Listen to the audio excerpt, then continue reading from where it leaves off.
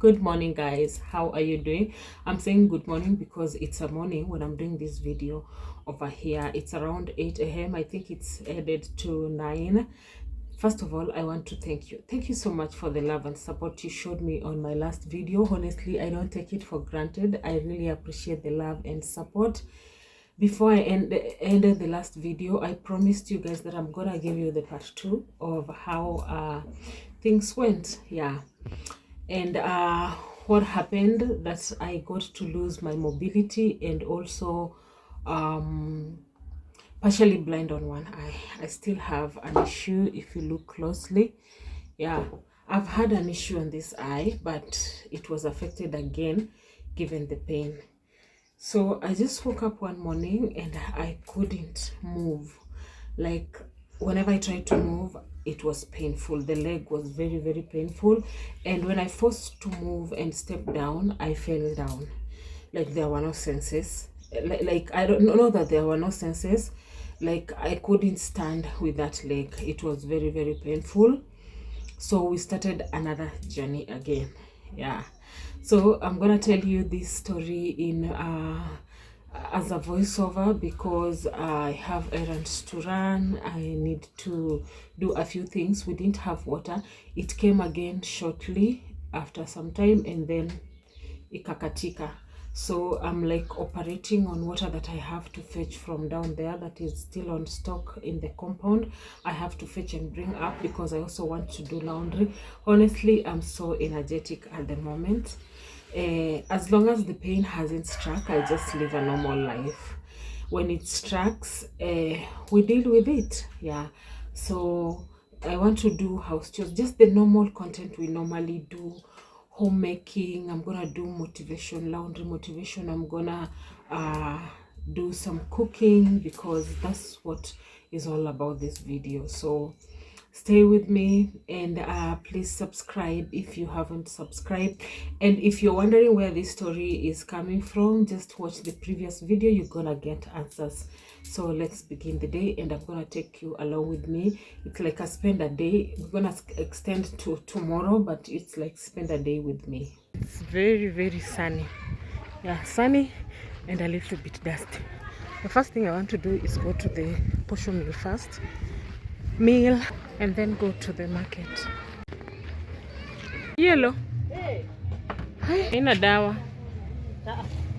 After going to the bone specialist for 7 days, the pain never went away like completely. I felt like it was coming back again. I only felt relief whenever I was there. But after I came out of that place and just went back home and settled for like 2 or 3 hours, I could feel the pain. When I sat down for long, the pain was even too much. So I opted for other different options and I really needed to relieve my pain. To walk, but guys, the sun, oh my god. Let me look for a motorbike. My neighbor got me some pain relievers. Some were very, very strong. Honestly, I've never come across such strong painkillers. Nusu ni 80. Kilo ni 160. Tanikia chipis nusu. Mawele ni nusu ni? Ni 6, ni 80. Ni 80. Alafu niwekee mawele na uniwekee hii wimbi kilo. Ndio kama kilo itatosha. Vile wimbi sasa unajua ndio na muogo. Muogo kuota. Sitaki kuwe mingi. Wimbi kilo moja. Njugu naye ni kilo moja.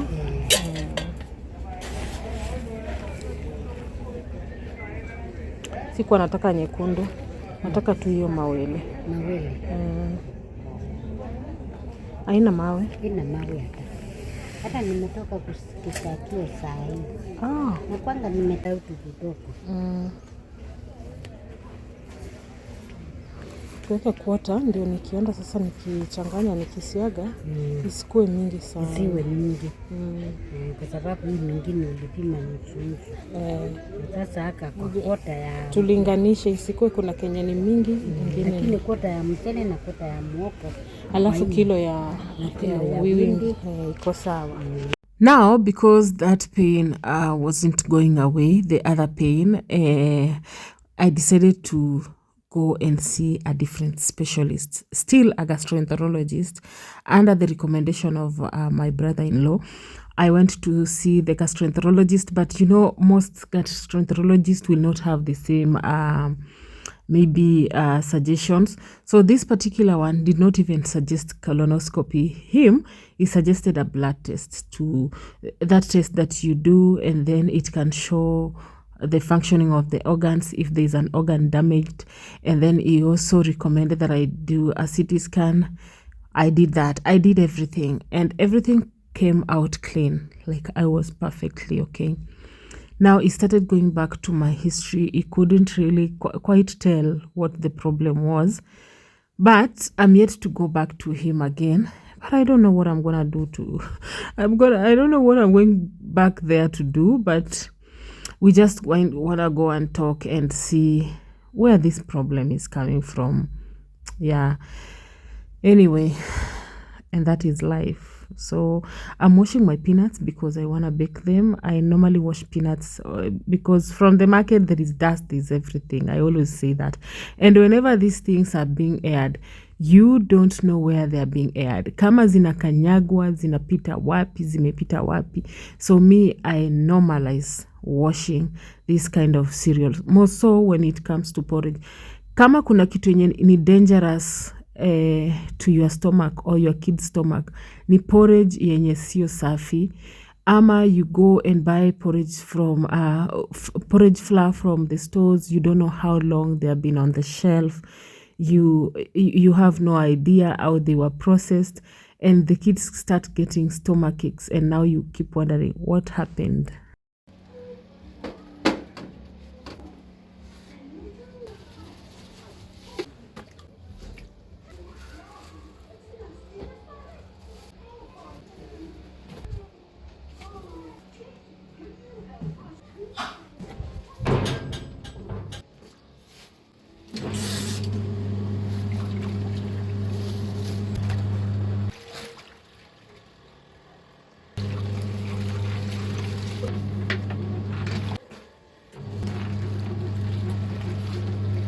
Whenever I'm baking peanuts, I have to keep checking them, and I normally use low heat. So I keep turning them and just making sure that they don't burn, because we don't want them to burn. I infused my kombucha. This is the second fermentation with grapes. Yeah, and then I added a little bit of sugar and let it sit on the counter for like 3 days. After 3 days, I'm going to transfer it into this bottle and let it ferment for like another 1 or 2 days. Yeah. So after 2 days, it is ready to be consumed. You can replace this with sodas when you want to feed your kids something healthy, or you just want to take care of their gut. Normally, I give them kombucha when they come back from school, because whatever they eat at school is not what we eat at home.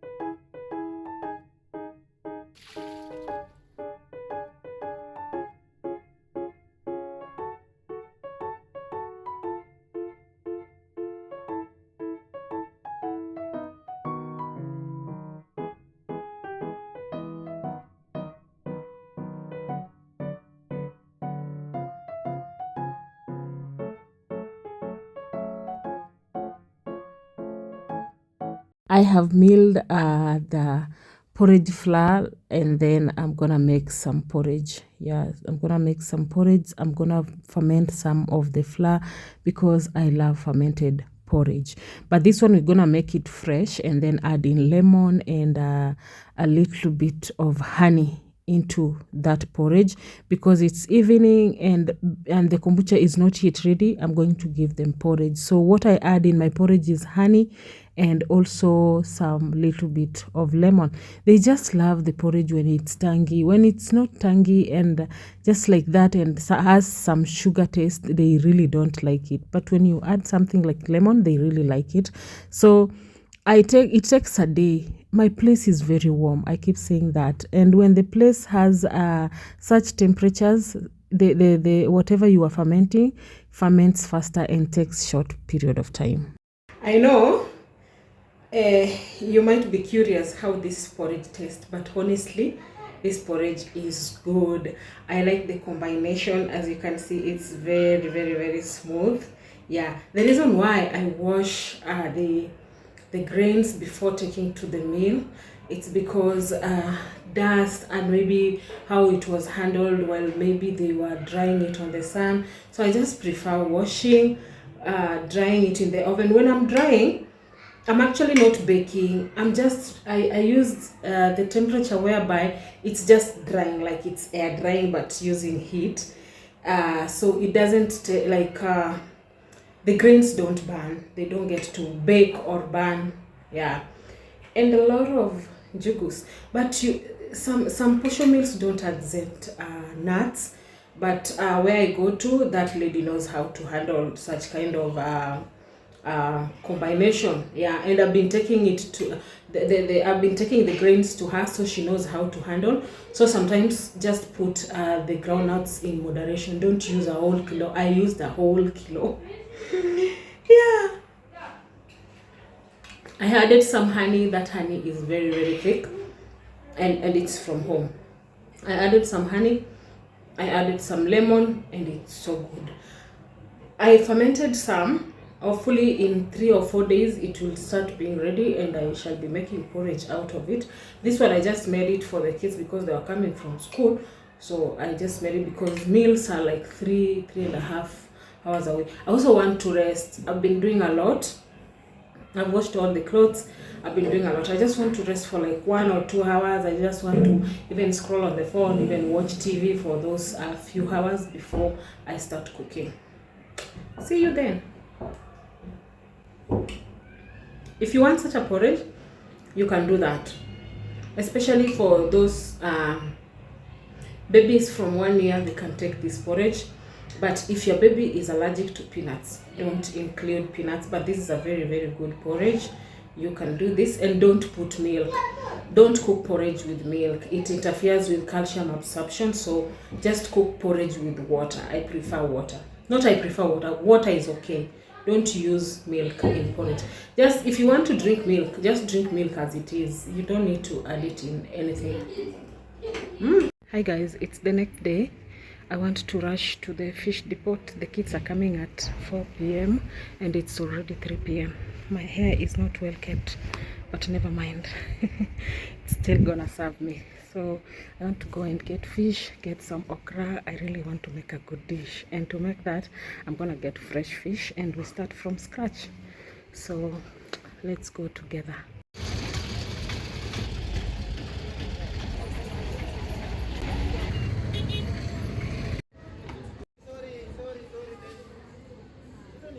This is after 2 days and the kombucha is done. Just see that sizzling.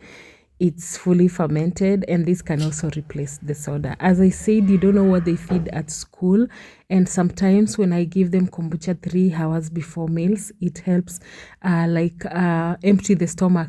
Funny enough, they do empty their stomach before the next meal. I think the kombucha does help. Kefir can also help if you can't access kombucha, but I would advise that you make your own kombucha and know the right fruits to infuse your kombucha with. Not every fruit is meant to be used in infusing the kombucha. But I love the flavor of grapes. This is my second time doing grapes and I love the aroma. So I'm frying the fish because I want to make fish and some ugali. I didn't get okra. I know I mentioned that I was going to get okra, but the okras that were in the market, they look like they have been run over. I don't like okra that looks like has stains and it doesn't look fresh. So the okra wasn't good, so I did not bring okra. We're gonna use sauerkraut that have been fermenting for some time, and I'm gonna use coconut milk. I love coconut milk in fish. It makes the fish look very, very thick. Nini shida? Hakuna kwenda nje tena, umesikia? Go! From my previous video, I made a sauce that is supposed to help me in times like this, and this sauce came through. So if you haven't watched the previous video, please do go watch it. You will see how I made that sauce. This really lessens work in the kitchen. And I've added coconut milk, a little bit of MSG to boost the flavors. That is the only ingredient I love these days in such meals. And some salt, and then immerse the fish. Let it like steam on low heat for like 6 to 7 minutes or even 8 minutes. Garnish with coriander and spring onions. Spring onions just make things like this taste amazing. So we're gonna cook ugali. I love such ugali. I love, if you've been here for long, you know I love posho milled ugali. I don't like refined flours. I don't buy refined flour when it comes to ugali. I normally mill my flour and I mix things that I know are good and nutritious and can be very, very helpful. And this also, ugali is good for your gut when it has fiber, not too much, but enough to help your gut. So I'm gonna make ugali and then serve with fish. In my next video, I'm gonna tell you how I'm about to come close to the solution of my pain, because I've had people reach me. Some have suggestions from those who watched my previous videos. Some have suggested, some have had similar problems, or they know people that have had similar problem. You can see they are enjoying the fish, and honestly, I never cook meal and then the kids just look at it. They have to eat it and they love sauerkraut. So we did that combo. Until my next one, bye.